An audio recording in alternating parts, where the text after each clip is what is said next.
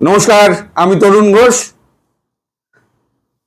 গত পরশুদিন ভোরবেলা গোপনে অজিত দোভাল একেবারে শিলিগুড়িতে আসেন।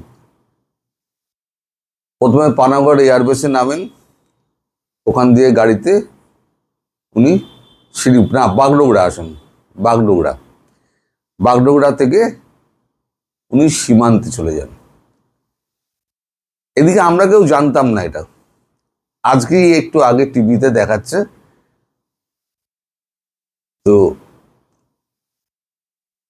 ভোরবেলাতে কাউকে না জানিয়ে আমাদের পশ্চিমবঙ্গের মুখ্যমন্ত্রী শুভেন্দু অধিকারীও বাগডোগরা দিয়ে রওনা হয়ে যান বিএসএফ এর পাঠানো একটি প্লেনে। তারা দুজনে একসঙ্গে বর্ডার পরিদর্শন করেন, বিএসএফ এর সঙ্গে কথা বলেন, সেনাকর্তাদের সঙ্গে কথা বলেন, বিভিন্ন ম্যাপ দেখেন, বাংলাদেশের ভেতরের কোথায় কোন জায়গা আছে, কোন এলাকা, কোন নদী, এই সমস্ত দেখেন। দেখে ওখান থেকে ক্যাম্পে, সেনা ক্যাম্পে ওখানে মিটিংয়ে বসেন। একটি গুরুত্বপূর্ণ তথ্য হচ্ছে, যেহেতু ব্যাপারটা পশ্চিমবঙ্গের এবং কেন্দ্রের এবং রাজ্যে দুটোই যখন বিজেপি সরকার, তাই কেন্দ্রীয়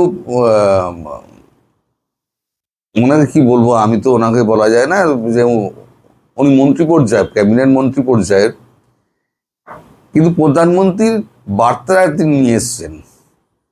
তিনি বলেছেন যে পশ্চিমবঙ্গের মুখ্যমন্ত্রীর সঙ্গে কথা বলে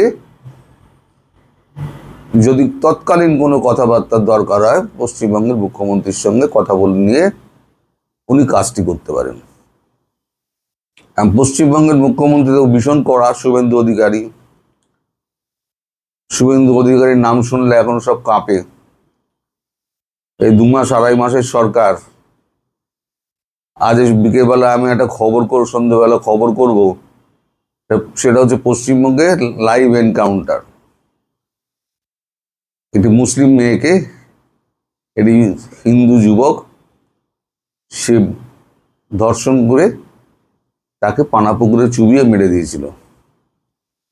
গতকাল রাতে তার এনকাউন্টার হয়ে গেছে। সে খবরটা এখন সবে চলছে। আমি এই খবরটা করে সন্ধ্যেবেলা ওই খবরটা করব। তো এখন হঠাৎ তিনি ম্যাপ ট্যাপ নিয়ে বসলেন কেন? ম্যাপ নিয়ে কি তাহলে কি কোনো অ্যাকশন হবে? সেই প্রশ্ন এখন চারিদিকে ঘুরে বেড়াচ্ছে। এখন বিশেষজ্ঞরা সব বসে গেছেন টিভিতে লাইন দিয়ে, সব তারা আলোচনা করছেন যে ম্যাপ কেন? একদিন তো পরিদর্শন হচ্ছিল, ঠিক হচ্ছিল, হঠাৎ ম্যাপ কেন?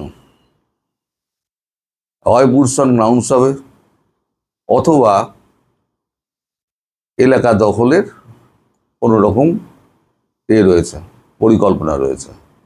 এখন কোনটা কি, সবটাই হচ্ছে এখন আন্দাজের ব্যাপার। এখন যে যার মতো বলে যাচ্ছে। কোনো প্রেস কনফারেন্স হয়নি, কোনো ছবি নেই, কারণ কেউ জানতো না, কোনো ছবি নেই, শুধু ব্রেকিং নিউজ চলছে এটা।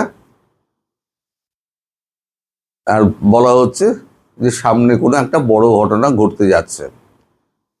এখন কি বলা হচ্ছে, কি ঘটনা ঘটতে যাচ্ছে, এটা আমরা কিন্তু কেউ জানি না।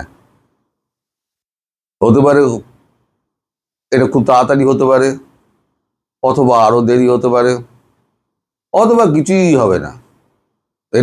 এটাও সম্ভব, কিছুই হবে না। কিন্তু অজিত দোভালের এই ভোর ভোর আসা, বিএসএফ এবং সেনাপ্রধানের সঙ্গে কথা বলা এবং তার ম্যাপ দেখে তাদের সঙ্গে আলোচনা করা, এবং মুখ্যমন্ত্রী শুভেন্দু অধিকারীকে লোকাল ইনচার্জ হিসেবে প্রধানমন্ত্রীর নিয়োগ, সব মিলিয়ে একটা তালগোল পাকাচ্ছে। মানে কোনো একটা গভীর পরিকল্পনা হচ্ছে, এটুকু আমি বুঝতে পারছি। সেটা এখন কি আন্দাজের ভিত্তিতে বলা সম্ভব নয়।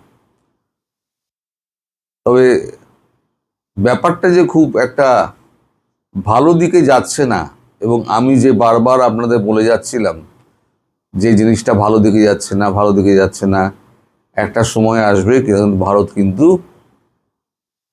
ওই পাকিস্তানে অ্যাকশন নেওয়ার আগে হয়তো পাকিস্তানের এদিকে দুফ্রন্টই অ্যাকশন নেবে, অথবা আগে বাংলাদেশ তারপরে পাকিস্তান, একটা না একটা করবে। এটা কিন্তু আমি 4 মাস 6 মাস আগে থেকে বলে যাচ্ছি।